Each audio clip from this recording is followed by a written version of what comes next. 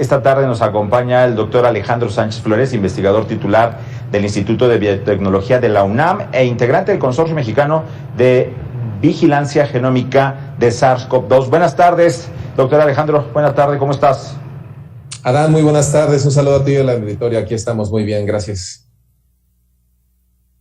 Pues estamos ante un inminente regreso a las aulas el 30 de agosto, a finales de este mes, que ya escasamente, de hoy en 8, ya se cumple el fin de mes precisamente, y con una situación de pandemia que seguimos con una curva a la alza y con cambios de semáforos. ¿Es el momento de este retorno seguro a las aulas?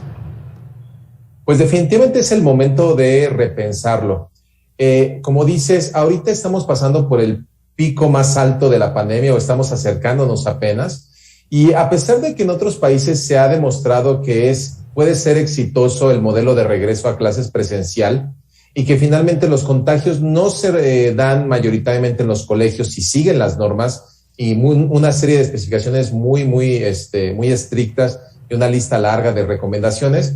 A final de cuentas, la alta incidencia del virus en la población y en los lugares es lo que genera el mayor riesgo. ¿Por qué? Porque finalmente las personas pues tienen que trasladarse a los colegios y en este traslado pues puede suceder la infección.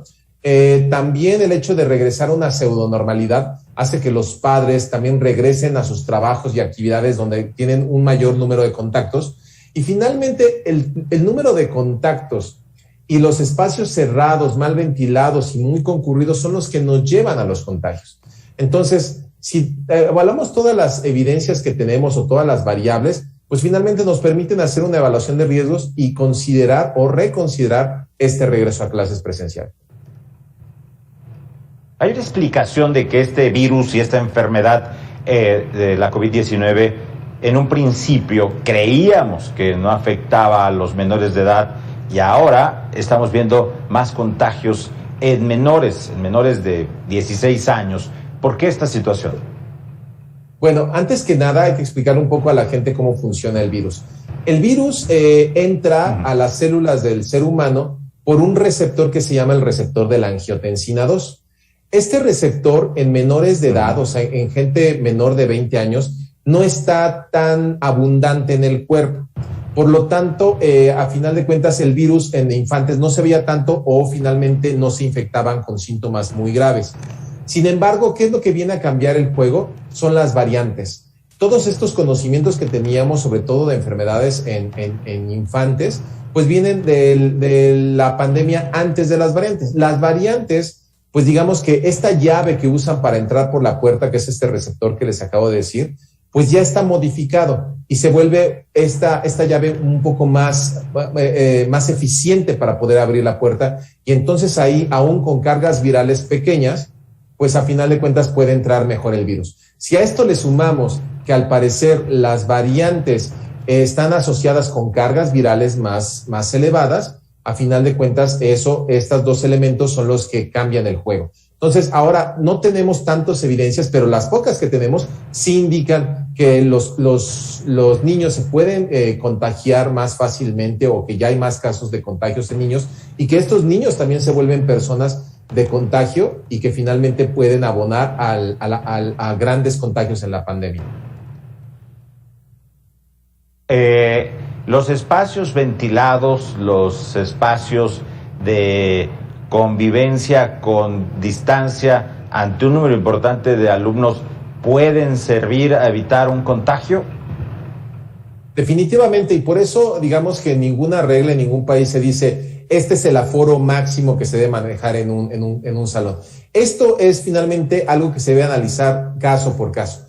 Lo que te dicen es que, pues bueno, el espacio tiene que estar bien ventilado. ¿Cómo lo mides? Con un medidor de CO2, ¿no? Es una manera indirecta donde finalmente si dices, yo ya tengo arriba de 600 o 900 partes por millón, ya me está hablando de un ambiente que tengo que ventilar. Y cuánto, o sea, dependerá del área o del volumen del cuarto, que para llegar a este nivel hay cálculos, hay maneras de calcularlo, pero a final de cuentas la otra medida que tengo que vigilar es que los niños están separados a 1,5 metros o hasta 2 de distancia. Entonces, dependiendo de la instalación del colegio, pues tendrás o no estas características, y es lo que te determinará que cuántos alumnos puedas tener ahí, los cuales tienen que usar el cubrebocas obligatoriamente, y finalmente hay muchas otras sugerencias que se les puede dar, como el que no se mezclen entre grupos, no bajen a los descansos en el igual tiempo, no compartan alimentos. De hecho, también las horas de entrada y salida de cada uno de los grupos o de los niveles de escolares no se pueden dar al mismo tiempo. Todas esas son recomendaciones que se ha visto en otras partes del mundo que funcionan, pero que finalmente se tienen que repensar, o se evita o se cancela el regreso a clases o las clases presenciales una vez que hay cambios en el virus, como lo que hemos estado viendo con las variantes. Alejandro, ¿cómo ves esto de que si se llega a presentar un contagio en algún centro escolar, no cerrarlo de manera definitiva, sino hacer una especie de cerco en torno al lugar donde se dio presuntamente el contagio? Eso desde el punto de vista epidemiológico es correcto. Cuando tú estás manejando una epidemia, tú lo que vigilas es el número de casos y su prevalencia.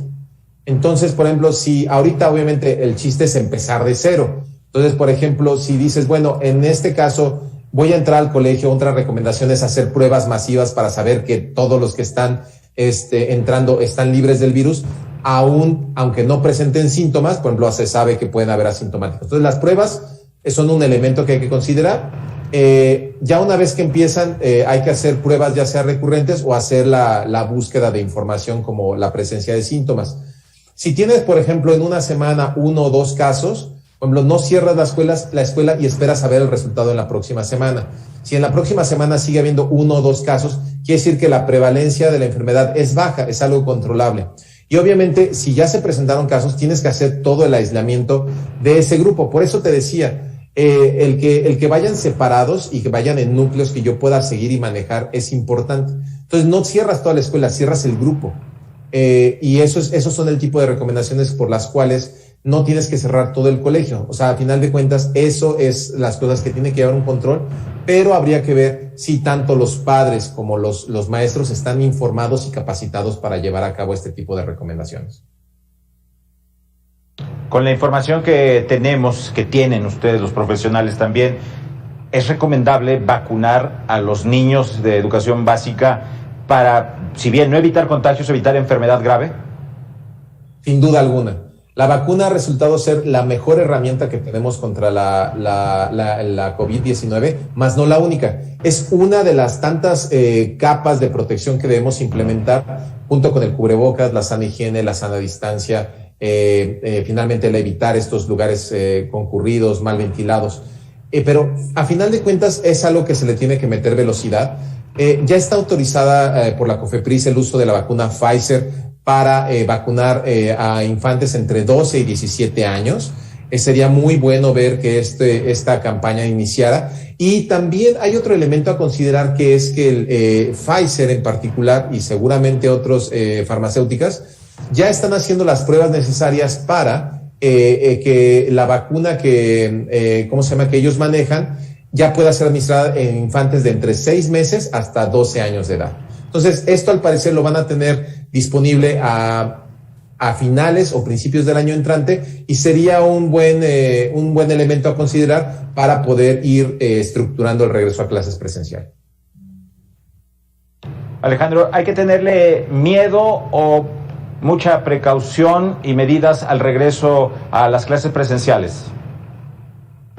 Pues más bien precaución. El miedo viene de la irracionalidad y del no conocimiento. Cuando nosotros hacemos, como la comunidad científica ha estado investigando todo el proceso del virus, pues a final de cuentas, una de las cosas importantes es que tenga el conocimiento las personas para tomar la mejor decisión. Y esto, a final de cuentas, contribuye a erradicar el miedo y tomar decisiones informadas y no irracionales, como puede suceder con el miedo. Ahora, ustedes, los profesionales y que están estudiando esto constantemente, ¿es ya viable la cercanía de un tratamiento para curar ya la enfermedad? Se habla que Pfizer, se habla de que algunas otras pruebas para curar ya esta enfermedad? ¿Está cercano ese tratamiento? Siguen pruebas, pero hay ciertos productos o ciertos fármacos que se están desarrollando y que suenan prometedores. El más avanzado y que ya tiene autorizaciones es el uso de anticuerpos monoclonales. Estos anticuerpos lo que hacen es que te los inyectan externamente para poder neutralizar el virus, de tal manera que aunque tú vas a producirlos eventualmente cuando estás vacunado o cuando estás enfermo, pues finalmente estas respuestas pueden no ser tan rápidas, mientras que si te los inyectan, ya sea antes o después de enfermarte, pueden tener un efecto paliativo o preventivo. De todas maneras, se sigue trabajando. Hay que recordar que lo que hemos logrado con respecto al virus, la enfermedad y las vacunas en menos de 2 años ha sido algo sin precedentes. Las pruebas que se hacen normalmente toman muchísimos años porque a final de cuentas se lleva un seguimiento que es el que estamos haciendo ahorita al vuelo. Y los fármacos igual. Ahora, los fármacos toman más tiempo porque a final de cuentas no sabemos cuál es el blanco que hay que atacar. O sea, a final de cuentas se ha buscado atacar el blanco, que es la proteína de la espiga, que es esta llave que te digo que usan para entrar el virus a las células. Pero hay que recordar que un virus no es un organismo vivo. Entonces, por lo tanto, no tiene un metabolismo, no tiene muchos blancos donde tú puedas atacar, como lo haces con las bacterias, y por eso tenemos los antibióticos o otros tratamientos. Entonces, eso es el gran problema con los virus. Son pedazos de información genética envuelta, en este caso, en una bolita de grasa y proteínas, y eso es todo. Entonces, pegarle algo de esos componentes que son muy básicos es difícil, y por lo tanto esperemos que tal vez en un par de años tengamos ya una batería de fármacos que se puedan utilizar contra este virus. Pues doctor Alejandro Sánchez Flores, investigador titular del Instituto de Biotecnología de la UNAM, integrante del Consorcio Mexicano de Vigilancia Genómica SARS-CoV-2, muchas gracias por estos minutos con Mega Noticias TVC. Adán, muchas gracias a ustedes por el espacio y al auditorio, muchas gracias por escuchar. Cuídense. Gracias, muy buena tarde. Vamos a un corte.